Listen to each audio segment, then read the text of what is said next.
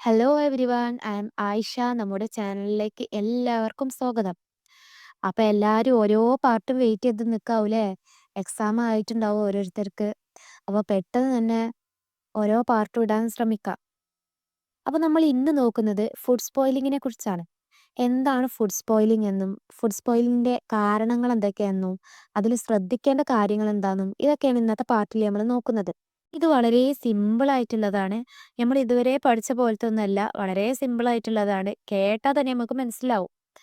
Okay. അപ്പോൾ ഇത് നിങ്ങളെ കൂടെ വർക്ക് ചെയ്യണവർക്കൊക്കെ ഷെയർ ചെയ്ത് കൊടുക്കുക. എല്ലാവരും സബ്സ്ക്രൈബ് ചെയ്യുക. സബ്സ്ക്രൈബ് ചെയ്താൽ ഞങ്ങൾ ഇടുന്ന എല്ലാ പാർട്ടും നിങ്ങൾക്ക് കാണാൻ കഴിയും. ഓക്കെ അല്ലേ? അപ്പൊ നമുക്ക് വിഷയത്തിലേക്ക് പോയാലോ? അപ്പൊ ഇതില് ഒന്നാമതായി പറയുന്നത് ഭക്ഷണം കേടാകുന്നതിനെ കുറിച്ചാണ്. എന്താണ് ഭക്ഷണം കേടാകുക എന്ന് പറഞ്ഞുതരാം. ഭക്ഷണം അതിന്റെ സ്വാഭാവികമായ അവസ്ഥയിൽ നിന്ന് മാറി അഴുകുന്ന പ്രക്രിയയാണിത്. എങ്ങനെയാണ്? ഭക്ഷണം അതിന്റെ സ്വാഭാവികമായ അവസ്ഥയിൽ നിന്ന് മാറി അഴുകുന്ന പ്രക്രിയയാണിത്.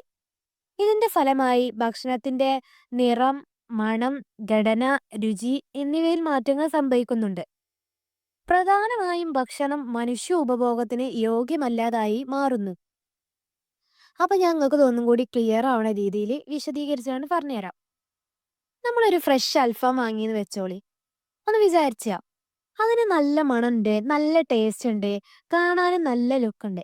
പക്ഷെ 2 ദിവസം അത് പുറത്ത് വെച്ച് എന്താ സംഭവിക്കുക? അത് കേടുവരൂലേ? കേടുവരിക എന്ന് പറഞ്ഞാൽ എങ്ങനെയൊക്കെയാണത്? അതിന്റെ നിറം മാറും, മണം മാറും, ഘടന മാറും, രുചി മാറും. എന്തൊക്കെയാണ്? അതിന്റെ നിറം മാറും, മണം മാറും, ഘടന മാറും. ഘടന എന്ന് വെച്ചാൽ ടെക്സ്ചർ, അതായത് തൊട്ട് നോക്കിയാൽ ഒരു വഴുവഴുപ്പൊക്കെ ഉണ്ടാവും. അതിനെയാണ് ഘടന മാറുക എന്ന് പറയുന്നത്. പിന്നെ രുചി മാറും. അതായത് സിമ്പിളായി പറഞ്ഞെന്നാല് ഭക്ഷണത്തിന്റെ സ്വാഭാവികമായ അവസ്ഥ മാറി അത് ചീത്തയാകുന്ന പ്രക്രിയയാണിത്. ഇത് കാരണം ഭക്ഷണം മനുഷ്യന് കഴിക്കാൻ പറ്റാത്ത അവസ്ഥയിലാകുന്നുണ്ട്. ഇതിനെയാണ് ഫുഡ് സ്പോയിലിംഗ് എന്ന് പറയുന്നത്. എങ്ങനെയാണ്? ഭക്ഷണത്തിന്റെ സ്വാഭാവികമായ അവസ്ഥ മാറി അത് ചീത്തയാകുന്ന പ്രക്രിയയാണിത്. ഇത് കാരണം ഭക്ഷണം മനുഷ്യന് കഴിക്കാൻ പറ്റാത്ത അവസ്ഥയിലാകുന്നു.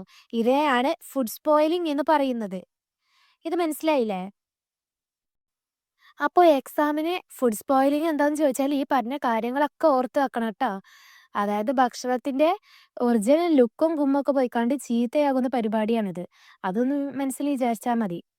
അപ്പൊ ഇതിന്ന് വരാൻ സാധ്യതയുള്ള 2 പ്രധാനപ്പെട്ട ക്വസ്റ്റ്യൻസ് നമുക്ക് നോക്കാം. ഒന്നാമത്തേതാണ്, ഒരു ഭക്ഷണം കേടായോ എന്ന് തിരിച്ചറിയാൻ സഹായിക്കുന്ന പ്രധാന ലക്ഷണങ്ങൾ ഏതെല്ലാം എന്ന് ചോദിക്കും. എങ്ങനെയാണ്? ഒരു ഭക്ഷണം കേടായോ എന്ന് തിരിച്ചറിയാൻ സഹായിക്കുന്ന പ്രധാന ലക്ഷണങ്ങൾ ഏതെല്ലാം എന്ന് ചോദിക്കും. അതിന് ആൻസർ എന്താണ്? നിറം മാറുക, ദുർഗന്ധം ഉണ്ടാകുക, ഘടന മാറുക, രുചി മാറുക. ഇത്രയും ലക്ഷണങ്ങൾ കണ്ടാൽ നമ്മൾ എന്താണ് മനസ്സിലാക്കുന്നത്? ആ ഭക്ഷണം കേടായി എന്ന്. ഓക്കെ. പിന്നെ ഇതിന് ചോദിക്കാൻ സാധ്യതയുള്ള മറ്റൊരു ക്വസ്റ്റ്യൻ ആണ്, ഭക്ഷണത്തിന് നിറം മാറ്റം, ദുർഗന്ധം, ഘടനയിലുള്ള മാറ്റം എന്നിവ സംഭവിക്കുന്ന പ്രക്രിയയെ എന്ത് വിളിക്കുന്നു എന്ന് ചോദിക്കും. എന്താണ് അതിന്റെ ആൻസർ? ഭക്ഷണം കേടാകുന്നത് അഥവാ ഫുഡ് സ്പോയിലിംഗ് എന്ന് വിളിക്കും. എങ്ങനെയാണ്? ഭക്ഷണം കേടാകുന്നത് അല്ലെങ്കിൽ ഫുഡ് സ്പോയിലിംഗ് എന്ന് വിളിക്കും. ഓക്കെ, അത് മനസ്സിലായില്ലേ? അപ്പോൾ രണ്ടാമതായി പറയുന്നത് ഭക്ഷണങ്ങളുടെ തരംതിരിക്കലാണ്. എങ്ങനെയൊക്കെയാണ് ഭക്ഷണങ്ങളെ തരംതിരിച്ചിട്ടുള്ളത്? നമുക്ക് നോക്കാം. കേടാകുന്ന വേഗത അനുസരിച്ച് ഭക്ഷണങ്ങളെ 3ആയി തരംതിരിച്ചിട്ടുണ്ട്. എങ്ങനെയാണ്? കേടാകുന്ന വേഗതക്കനുസരിച്ച് ഭക്ഷണങ്ങളെ 3ആയി തരംതിരിച്ചിട്ടുണ്ട്. അതിൽ ഒന്നാമത്തതാണ് നശിക്കുന്ന ഭക്ഷണങ്ങൾ. എന്തൊക്കെയാണ് ഈ നശിക്കുന്ന ഭക്ഷണങ്ങൾ എന്ന് പറഞ്ഞാലേ? ഇത് പെട്ടെന്ന് പണി തരുന്നവയാണ്. ഒന്ന് കണ്ണ് തെറ്റിയാൽ മതി. അതിന് ഉദാഹരണങ്ങൾ എന്തൊക്കെയാണ്? പാല്, മീന്, ഇറച്ചി, ഇലക്കറികൾ. ഈ രാവിലെ വന്ന പാലൊക്കെ വൈകുന്നേരം ആകുമ്പോഴത്തേന് എന്തായിട്ടുണ്ടാവും? തൈരായിട്ടുണ്ടാവും. അതുകൊണ്ട് എന്താണ് ചെയ്യേണ്ടത്? ഇവരെ സൂക്ഷിക്കണമെങ്കിൽ ഫ്രിഡ്ജിൽ തന്നെ വെക്കണം. അതാ ആദ്യമേ പറഞ്ഞത്, ഇത് പെട്ടെന്ന് പണി തരുന്നവയാണ്. ഫ്രിഡ്ജിൽ സൂക്ഷിച്ചിട്ടില്ലെങ്കിൽ എന്താവുക? ഇതൊക്കെ കേടായി പോവൂലേ? അതാണ് നശിക്കുന്ന ഭക്ഷണങ്ങൾ എന്ന് പറയുന്നത്. അപ്പോൾ രണ്ടാമതായി വിഭജിച്ചിട്ടുള്ളതാണ് പാതി നശിക്കുന്ന ഭക്ഷണങ്ങൾ. ഇത് കുറച്ചൊക്കെ ക്ഷമയുള്ളതാണ്. അതെന്താ നമുക്ക് നോക്കാം. ഇത് കുറച്ച് ദിവസം നമ്മുടെ കൂടെ നിൽക്കും. അതിന് ഉദാഹരണമാണ് ഉരുളക്കിഴങ്ങ്, ക്യാരറ്റ്, ആപ്പിള്, സവാള. ഇതൊക്കെ നമ്മളെ കൂടെ കുറച്ച് ദിവസം നിൽക്കൂലേ? നമ്മളിപ്പോ ഇന്ന് വാങ്ങിയ ഉള്ളി നാളെ തന്നെ ചീത്തായി പോവില്ലല്ലോ. ഒരു മാക്സിമം ഒരാഴ്ചയെങ്കിലൊക്കെ നമ്മളെ കൂടെ നിൽക്കുമല്ലോ.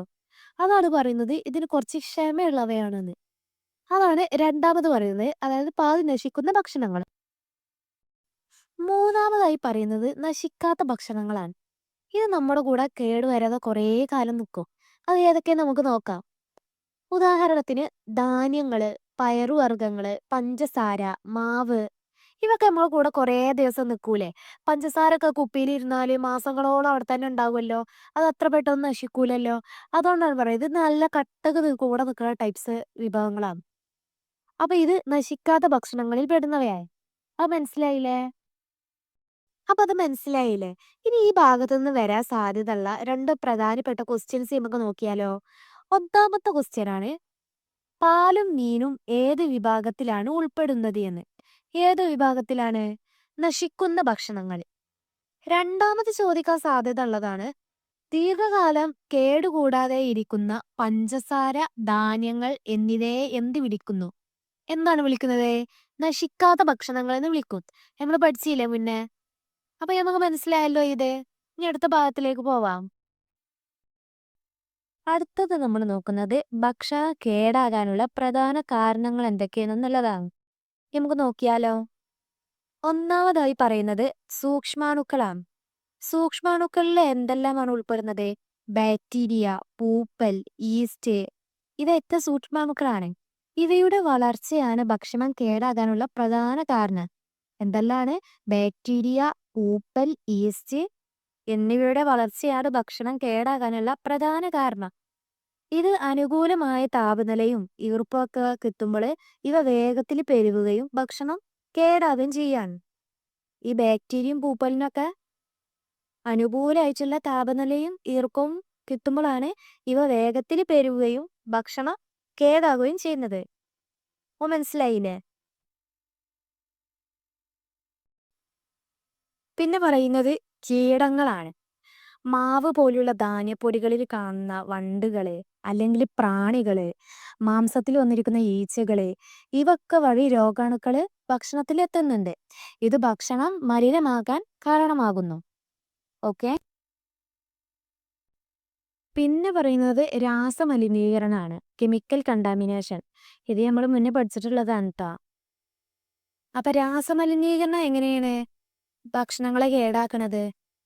ക്ലീനിങ് ലോഷനുകളുടെയോ അല്ലെങ്കിൽ വീര്യമേറിയ രാസവസ്തുക്കളുടെയോ മണം ഭക്ഷണത്തിൽ എത്തുന്നത് വഴി അല്ലെങ്കിൽ അറിയാതെ ഇവ ഭക്ഷണത്തിൽ കലരുന്നത് വഴി ഇത് മൂലമൊക്കെ ഭക്ഷണം കേടാകാണ് ചെയ്യുന്നത്. എങ്ങനെയാണ്?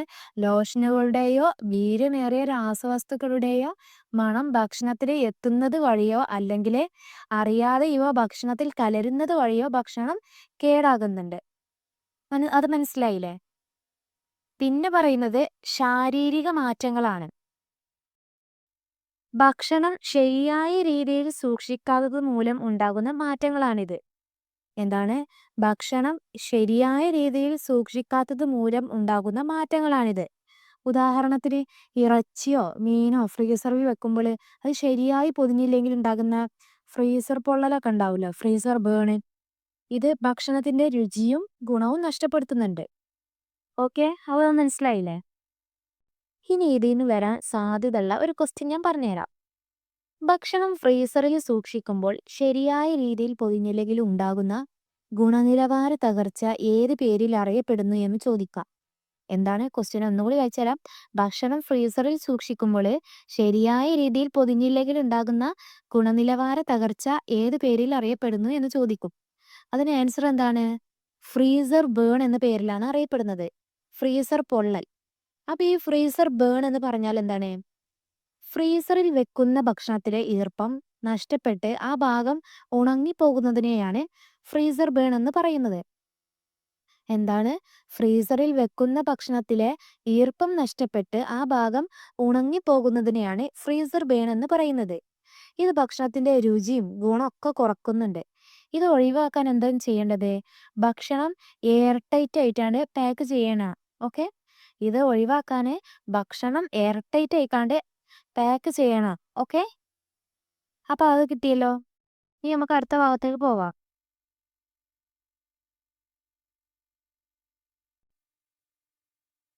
അടുത്തത് നമ്മൾ നോക്കുന്നത് ഭക്ഷണത്തിന്റെ ഗുണനിലവാരം നഷ്ടപ്പെട്ടോ എന്ന് തിരിച്ചറിയാനുള്ള ലക്ഷണങ്ങളെ കുറിച്ചാണ്. അപ്പൊ ഇനി പറയാൻ പോകുന്ന ലക്ഷണങ്ങൾ കണ്ടാൽ നമ്മൾ പ്രത്യേകം ശ്രദ്ധിക്കണം. അപ്പൊ നമുക്ക് എന്തൊക്കെയാ നോക്കിയാലോ. ഒന്നാമതായി പറയുന്നത് ദുർഗന്ധാണ്. ബാക്ടീരിയയുടെ വളർച്ച മൂലമോ അല്ലെങ്കിൽ ഭക്ഷണത്തിലെ പ്രോട്ടീൻ വിഘടിക്കുന്നത് മൂലമോ മോശം ഗന്ധം ഉണ്ടാകുക. ഇത് കണ്ടാൽ നമ്മൾ ശ്രദ്ധിക്കണം.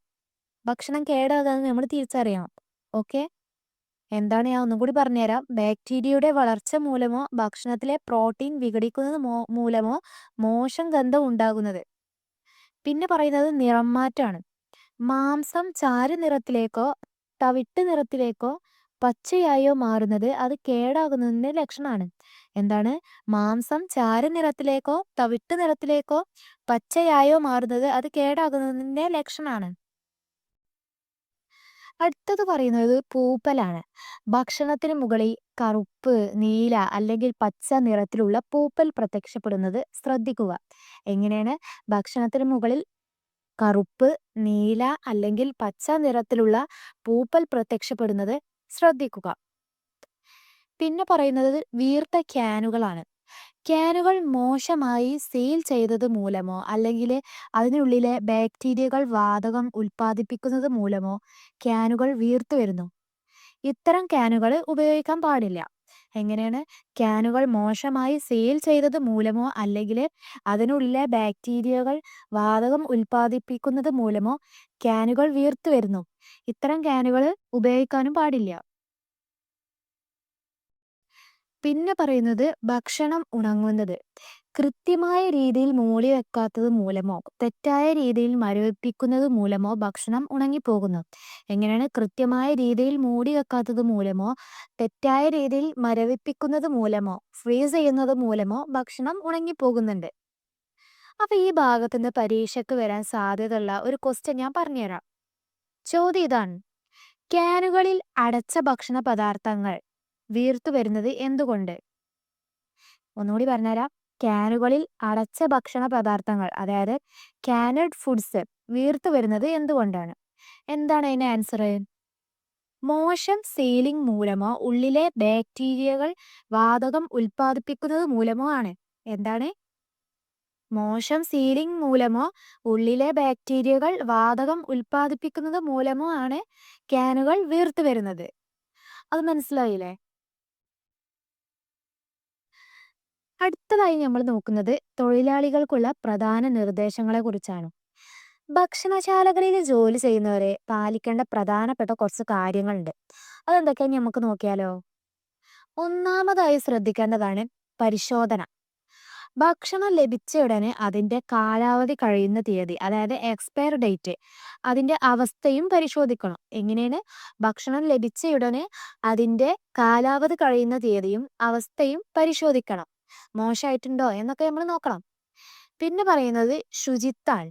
എപ്പോഴും കൈകളും ഉപയോഗിക്കുന്ന ഉപകരണങ്ങളും ജോലി സ്ഥലവും സാനിറ്റൈസ് ചെയ്ത് സൂക്ഷിക്കണം. അണുവിമുക്തമാക്കി സൂക്ഷിക്കണം.